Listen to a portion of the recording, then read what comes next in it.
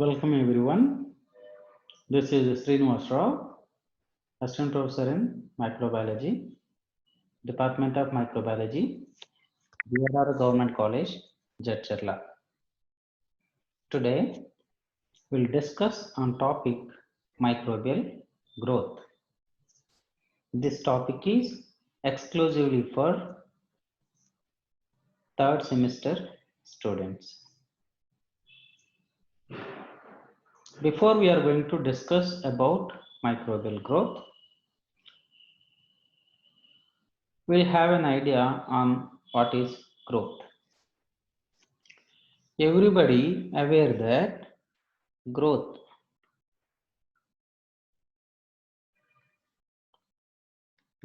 is an orderly increase in size of an organism. It's an orderly increase in size of an organism. We continuously observe and notice in increase in size of any organism since its birth to adult age. We might have observed many organisms, their size from tiny to big. When ages are passing and years are going, and we see the change in the size of organism. We think how this come. Growth is nothing but differentiation and increase in cell number. Increase in the cell number and differentiation of the cell. We call it as a growth. In multicellular organisms, increase in cell number results in the size of the organism, hence we call it as growth. But when you study the growth of microbial population, the most important for understanding the microbial cell physiology, here we need to understand physiological events in the individual cells. We already know that microbial cells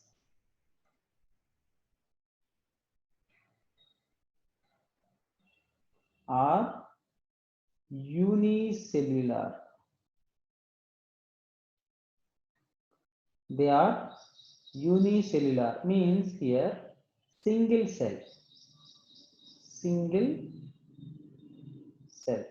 For example, this is the cell which has nucleus and which has,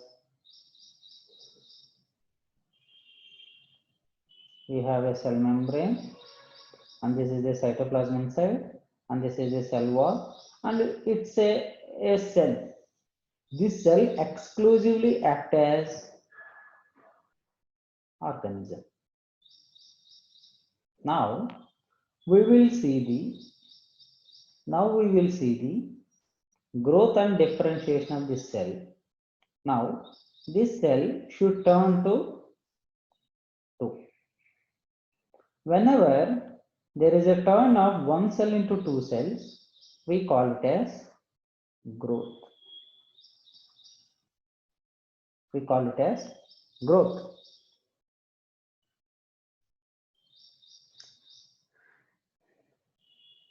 So what kind of changes the cell will undergo during growth?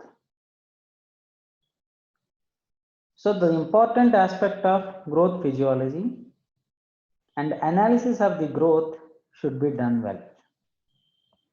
So hence, the microbial growth can be defined as an orderly increase in cellular components resulting in the cell enlargement and eventually leading to the cell division. Here, enlargement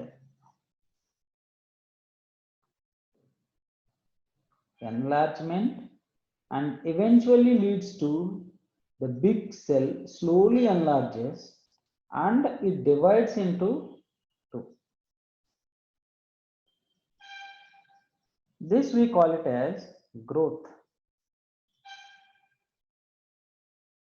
So microbiologists usually consider the phenomenon of growth from the viewpoint of population increase. So here, but it is in cell number has increased. When you see multicellular organisms, initially the organism is like this. When it reaches a certain age, the organism size will increase like this. We measure with respect to their increase in size for multicellular organisms. But microbiologists always look for increase in cell number of an organism. Increase in cell number of an organism can be considered as growth because it is a unicellular one. It is a unicellular one. Now we'll discuss about microbial growth. Now, growth of a cell is the culmination of an ordered interplay between all of the physiological activities of the cell. It is a culmination of an orderly interplay between all physiological activities of the cell. All physiological activities of cell. What they include? So here they include first one,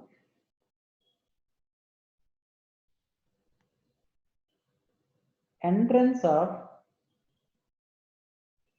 nutrients.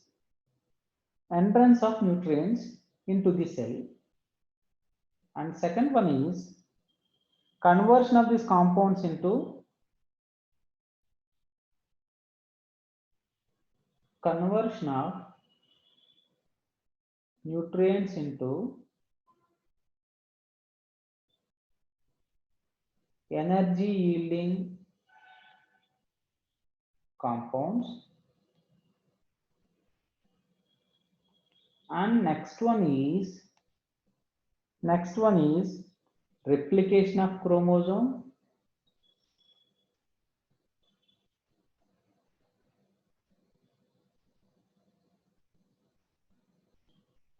and next one is increase in size,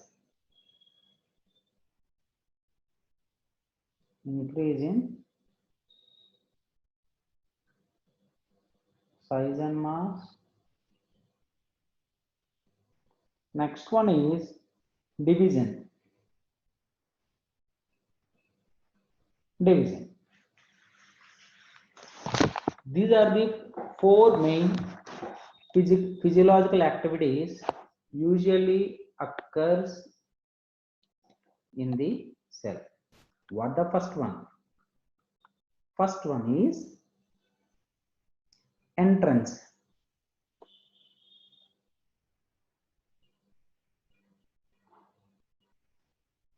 Entrance of nutrients. This is one of the major topics to be discussed. Entrance of nutrients.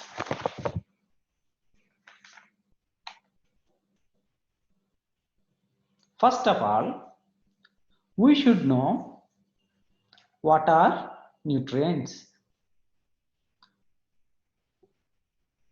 We all know what are nutrients. Nutrients are the substances or molecules or compounds which are responsible for building the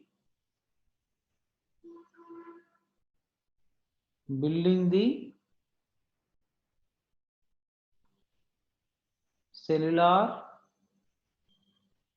constituents, and second one is helps in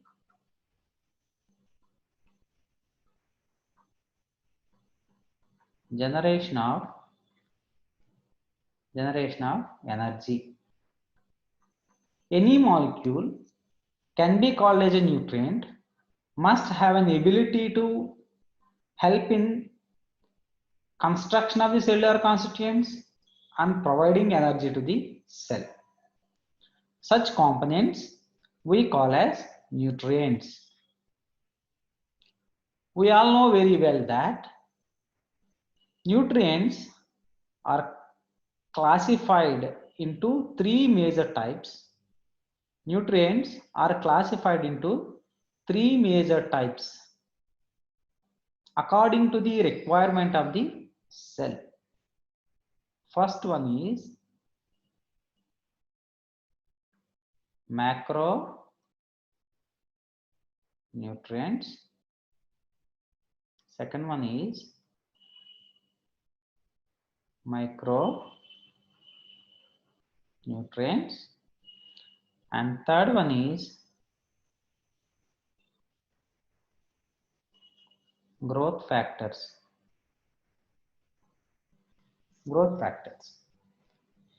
These are the three main things are categorized according to the requirement of the microbial cell.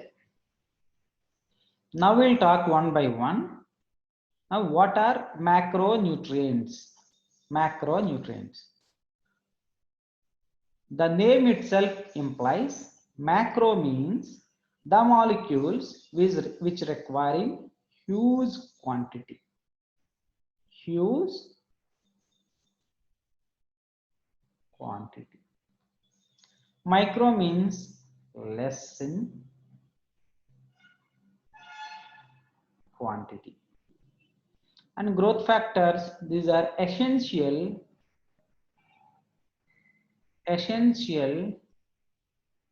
at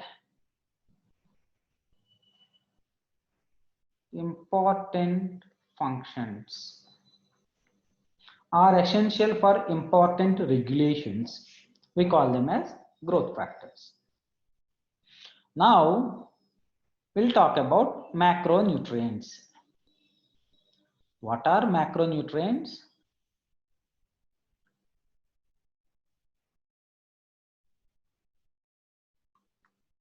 Macronutrients are the substances taken up by the cell for its cellular construction. Cellular construction. What is cellular construction? What the cell consists? From lower sections, we have been learning what the cell consists. From lower sections, we are learning what the cell consists. Cell has cell wall, cell membrane, and what it has? Cell membrane,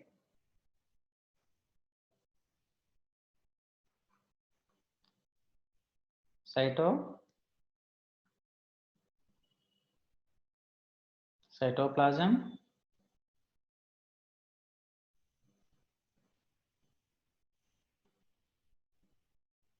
cytoplasmic organelles,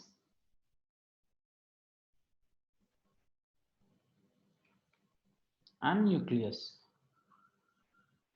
or we call it as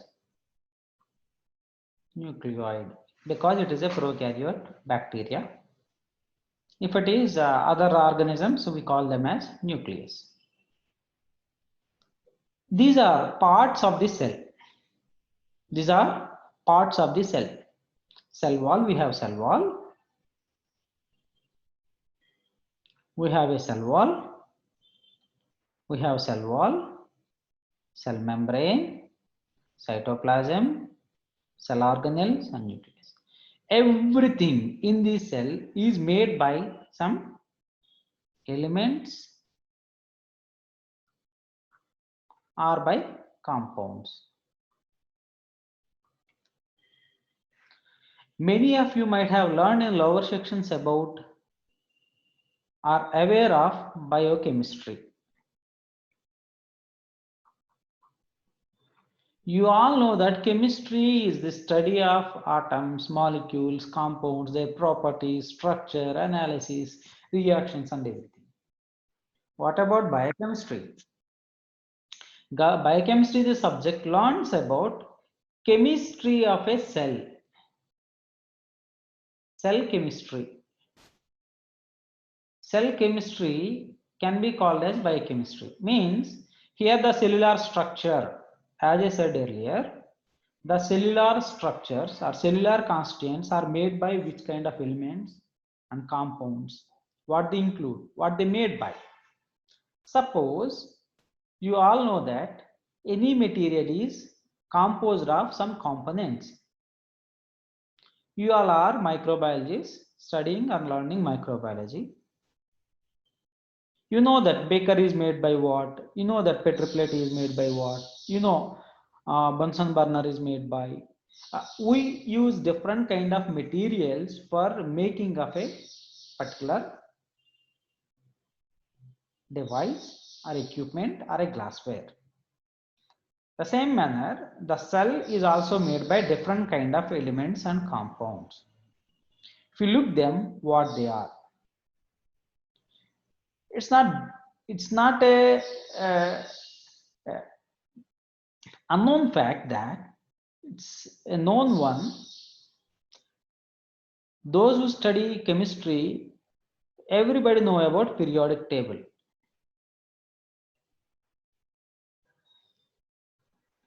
A periodic table, we have number of elements and everything. What they are? They are the elements which are present in the earth crust, and their combinations. We have compounds, we have mixtures, we have different kind of varieties which are playing vital role in making the cell. But here, when comes to the cellular constants, the same elements which are in the periodic table, which are together present in some of the components, and hence those components turned into cell. There are some molecules in the periodic table, they aggregated together and they combined each other, they formed into different forms and it got life. Such molecules we call them as biomolecules. We call them as biomolecules. If you search them, they present in the cell are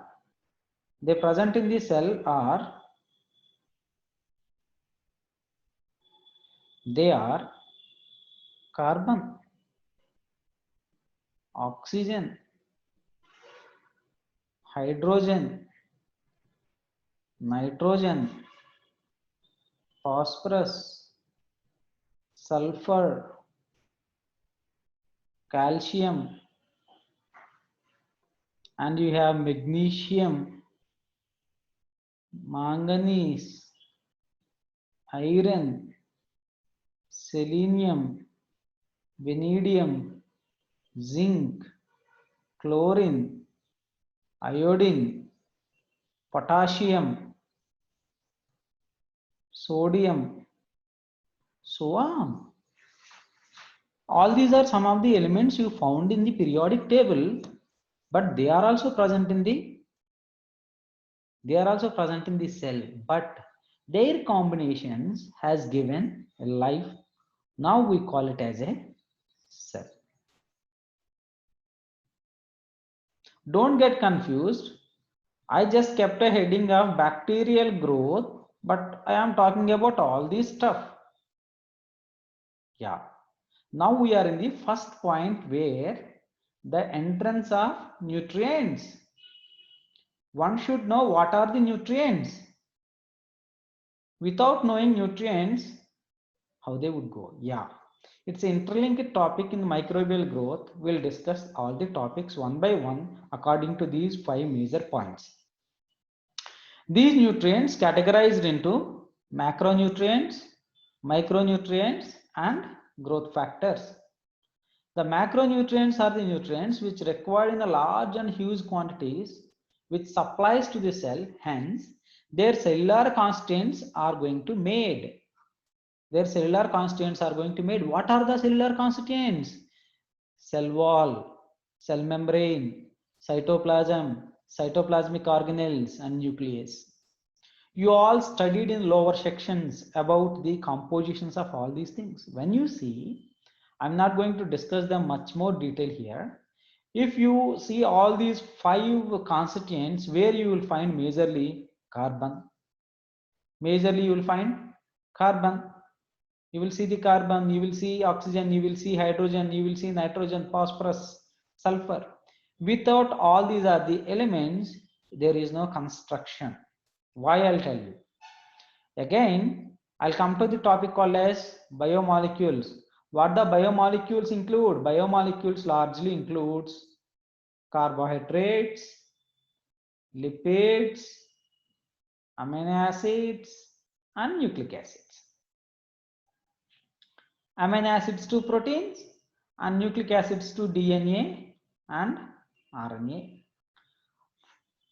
What carbohydrates present? Made by carbohydrates made by carbon, hydrogen, oxygen. Lipids are made by carbon, hydrogen, oxygen. Amino acids are made by carbon, hydrogen, oxygen, nitrogen, sulfur. And nucleic acids are again made by carbon, hydrogen, oxygen, nitrogen, sulfur, and phosphorus. It's done. So these are the 6 major elements which are exclusively present in carbohydrates, lipids, amino acids, and nucleic acids. Without these 5 basic biomolecules, you couldn't expect any of the cellular structure composition. The name of the materials may be different, but all the materials are made by either carbohydrate, lipid, amino acid, or nucleic acids, this thing. Without this, you won't expect a cell.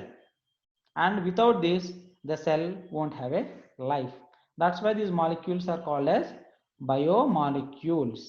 Now we'll come here. I said macronutrients. Macronutrients are the substances required for the organisms in the larger quantities. Why it requires in larger quantities? Because if the cell uptake means we are talking about a growth, right? Growth means division of cell. Division of cell means one cell gives rise to means it must turn to 2. Before it is going to divide it into 2, the cellular structures must be doubled. To double its cellular structure means one more cell wall, one more cell membrane, one more cytoplasm, one more nucleus. It need to synthesize one more. To do so, it requires nutrients which are required to construct all the cellular constants. They are in the form of biomolecules. We so call them as macronutrients. The nutrients which are required in larger quantities, then we call them as a macronutrients. They are carbon, hydrogen, oxygen, nitrogen, phosphorus, and sulfur. They play a vital role in construction of the cellular constituents in the cell. Okay. Then we'll talk about micronutrients.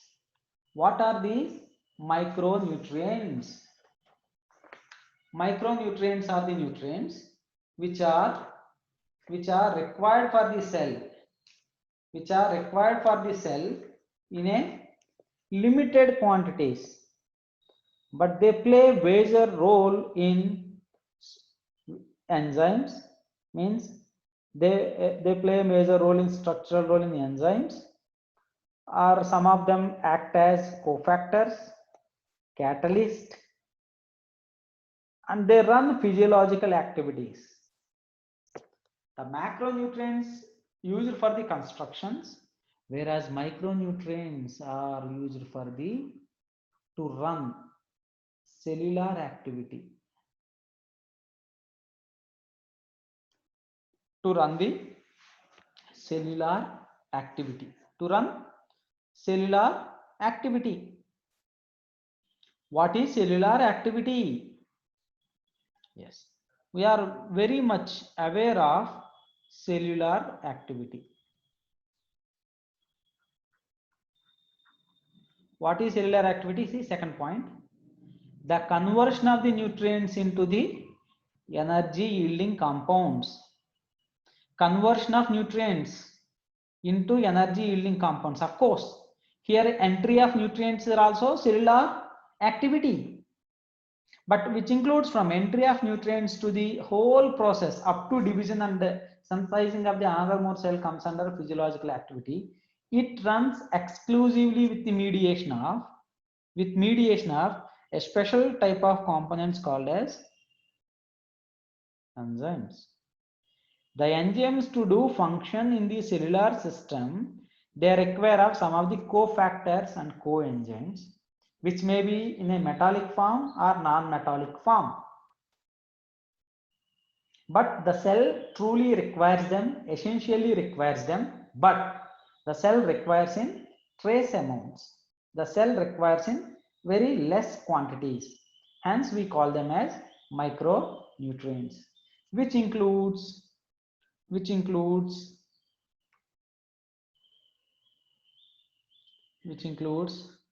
zinc, manganese, molybdenum, cobalt, selenium, copper, nickel, tungsten. So tungsten is a W. Tungsten, so on. Tungsten, so on. These are some kind of micro elements which are required.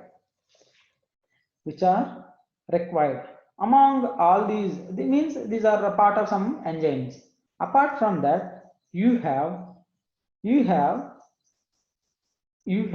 I already told you here, iron, vanadium, zinc, chlorine, iodine, potassium, sodium. These are very essential in special cases. Barium, aluminium, chromium, and some of them are very rarely essential, like beryllium, fluorine, titanium, gallium, gallium, bromium, zirconium, and all these are the components which are very special in special cases are required. But mostly essential are manganese, cobalt, copper, molybdenum, zinc, nickel, selenium, and vanadium.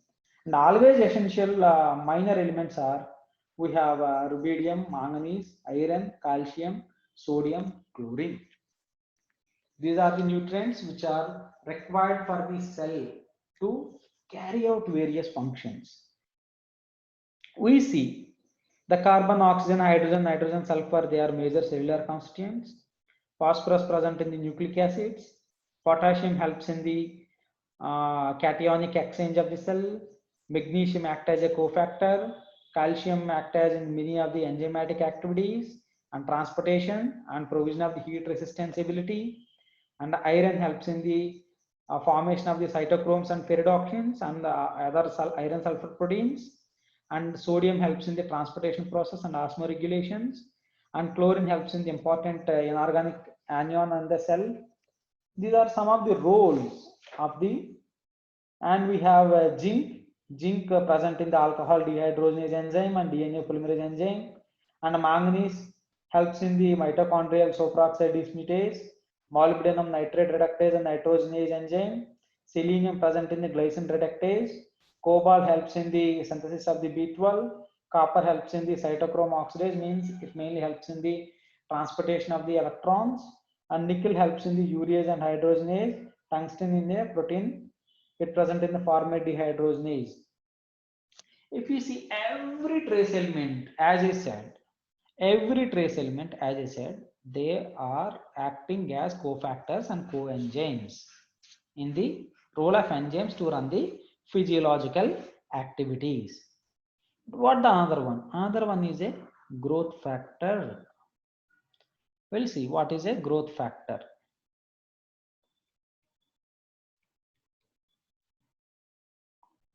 What is growth factor?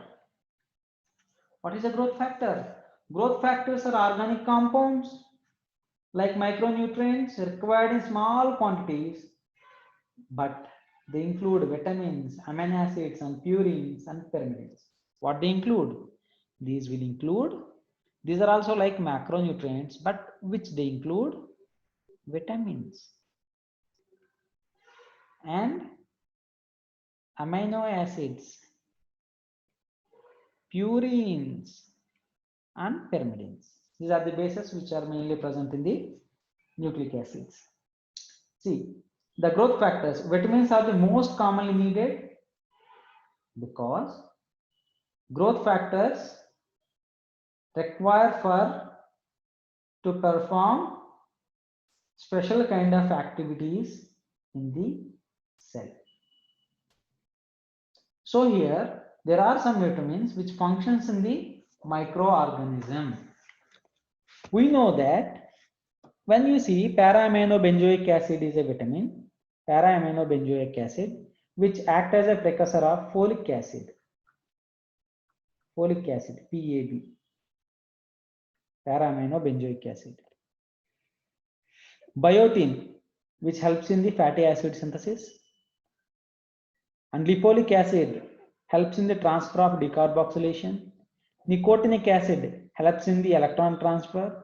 Pantothenic acid helps in coenzyme activation. Riboflavin again helps in the FMN FAD. And we have vitamin K electron transport chain, and hydroxymates iron binding compounds. Coenzyme M required for the methanogenesis, play a role in methanogenesis. What are these growth factors? Growth factors are nothing but some derivatives of vitamins which play a very crucial role in running exclusive actions and exclusive metabolisms in the cell. So, a microbial cell requires all these components as a nutrients. What do they require? They require all these components as a nutrients. What are they? Macronutrients, micronutrients, and growth factors, where you have all biomolecules and all the trace elements, major elements, and growth factors, especially vitamin derivatives. We all we call them as nutrients. Now these nutrients must enter into the first point is, what the first point was? The first point was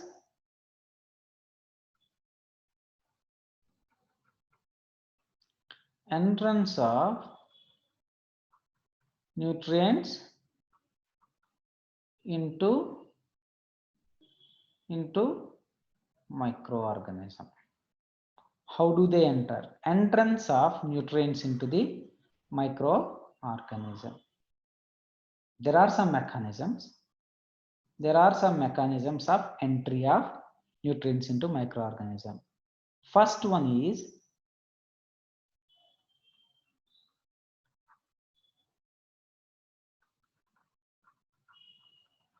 simple diffusion, and second one is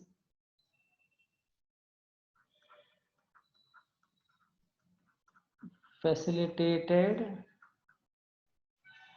diffusion, and third one is active transportation, and fourth one is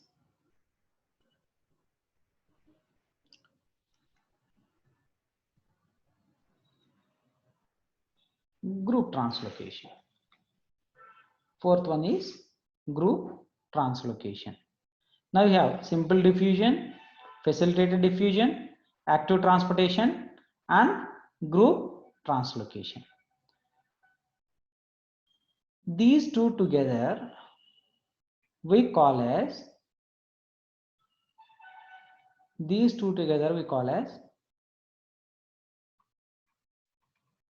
passive transportation mechanism,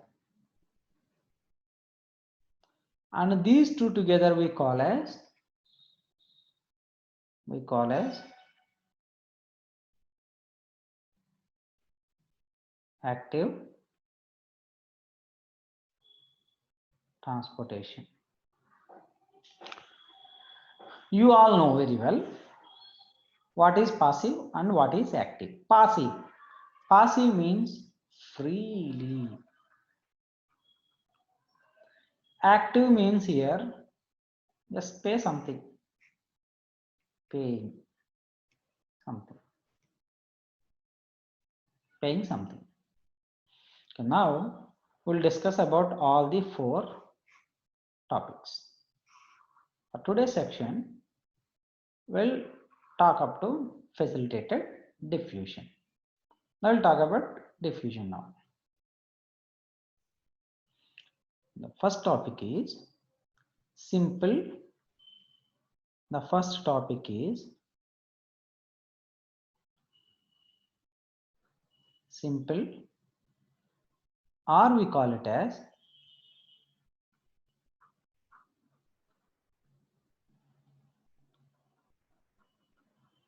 diffusion. Simple, or we call it as passive diffusion. So simply diffusion. You all are with the chemistry background. You know very well on what is the diffusion. What is the process of diffusion? The same applies over here. What is the process of diffusion? Diffusion is nothing but the movement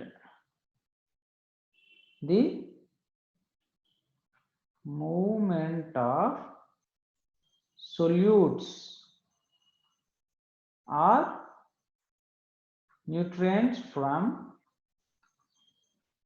higher concentration to lower concentration region. If say here, when you see this is the area, and this area filled with water, means this is the whole water. Here we have a water. Exclusively it's a water, consider it's a water. When you add some sugar on its surface, you added some sugar on its surface. Just you added sugar on its surface. You keep it for a 10 minutes or 20 minutes or 30 minutes. And after that you come and you can see the whole sugar will diffuses into the water. When you taste the water in the particular jar, it tastes same. Because the sugar particles dissolved and distributed evenly throughout the water.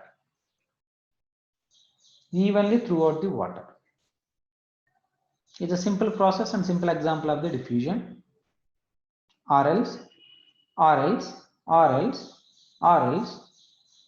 we can do another more simple experiment like this by keeping a connected trays together.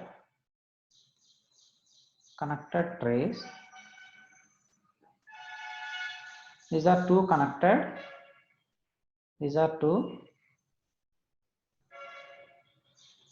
connected jars.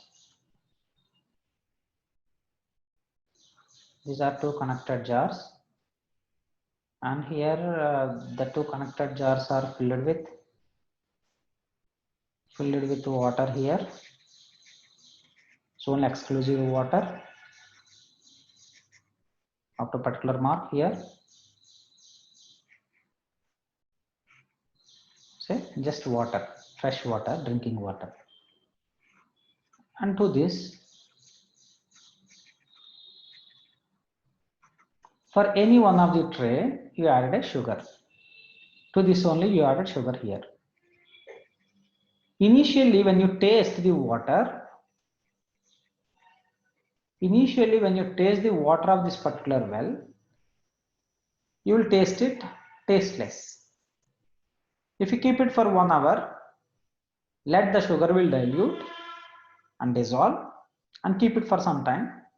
After 1 to 2 hours, just come and check the water in this particular well. You will notice that it will turn sweet. How this possible?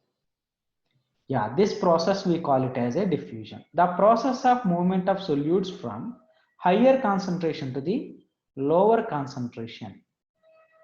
The process of movement of solutes from higher concentration to the lower concentration. This process we call as diffusion. The same process is, the same procedure and process is with the microorganisms. When the microorganism is living any particular area, this was the area where the microorganism is living. This is the, it is a microorganism living here. This is the microorganism living in this particular area, and it has lot more nutrients around it. These are the nutrients around the microorganism. Hence, when the nutrients around the microorganisms are very much, means the concentration of the nutrients around the microorganisms are greater than the concentration of nutrients inside, then they employ a process called as diffusion. Slowly, the nutrients will move inside of the organism. The nutrients slowly move inside of the organism without any energy consumption. Now this process we call it as diffusion. The cell will not pay any kind of energy to receive nutrients from outside of environment into it, because the nutrients around the microorganism are much more concentrated than the inside. This process we call it as diffusion. But there is a limitation for a microorganism to follow the process of diffusion. Most of the time, the organism which lives in the environment, the situation is oligotrophic. Oligotrophic means the nutrients are very scarce around the organism. If this is the bacteria, the nutrients are very far where it cannot participate in the process of diffusion. It can undergo where you provide nutrients in the laboratory in the form of nutrient broth, where it applies the diffusion process. But in the real environment, it's a tough time for a microorganism, and it's a tough process for a microorganism to uptake nutrients through the diffusion process. You may have doubt, when nutrients around the microorganism scarce, then will the nutrients from inside of the organism will come outside? Maybe there is a chance. There is a chance of nutrients will come out if the process of diffusion is there. But to overcome this process, microorganisms employ some other process called as facilitated diffusion. There is a process called as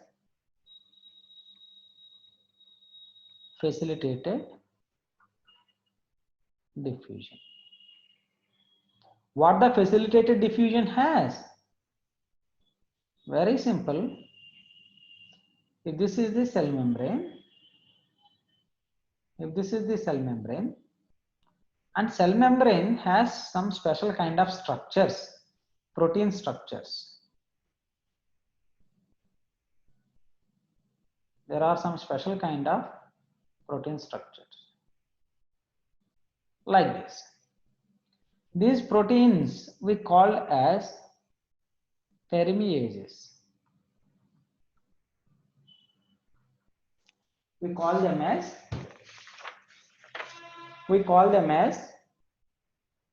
permeases. What the permeases will do?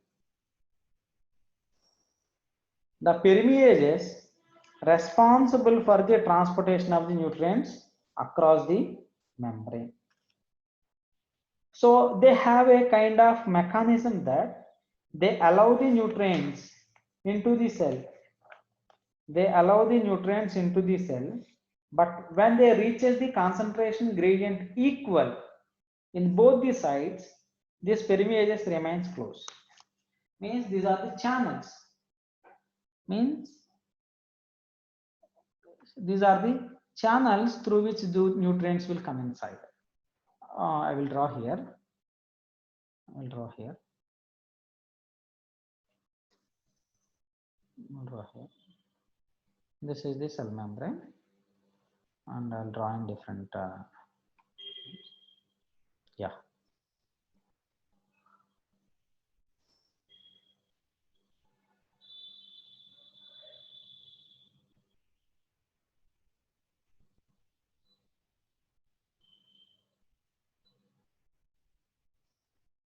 Yes. When nutrient arrived here, it will remain open and this nutrient will come in. When the nutrient will come here, the upper part will remain closed and lower part will open so that nutrient will come inside of the cytoplasm. Means soon the nutrient arrives nearby the organism, this permeases will open the door, as the nutrient will come inside. It's a process of diffusion only. There is no other process. Only through the process of diffusion, because the nutrients around the organism are more, and the nutrients tries to come in, the nutrient will come in, the protein molecule will open the channel and it will come inside. After it come inside, it closes the outside door, closing and opening. So the process will continues like this. When the concentration of the nutrients inside of the reaches a plateau, and these will remains closed. When these will remains closed, it will stop the reverse flow of nutrients outside when the nutrient concentration outside get less. Means it prevents the diffusion process of nutrients from inside to the outside. This process we call it as facilitated diffusion. This process we call it as facilitated diffusion. So these two are the passive diffusion processes through which an organism uptakes the nutrients. But it is a very difficult process of uptaking the nutrients in the real-time environment until unless the microorganism was surrounded or is surrounded by a rich nutrients, then only they employ the process of diffusion and facilitated diffusion, and the nutrients can enter into the inside of the cellular system. This is one part of nutrient entry into the microbial cell. In next lesson, next class, we'll talk about active transportation and rest of the processes related to the microbial growth.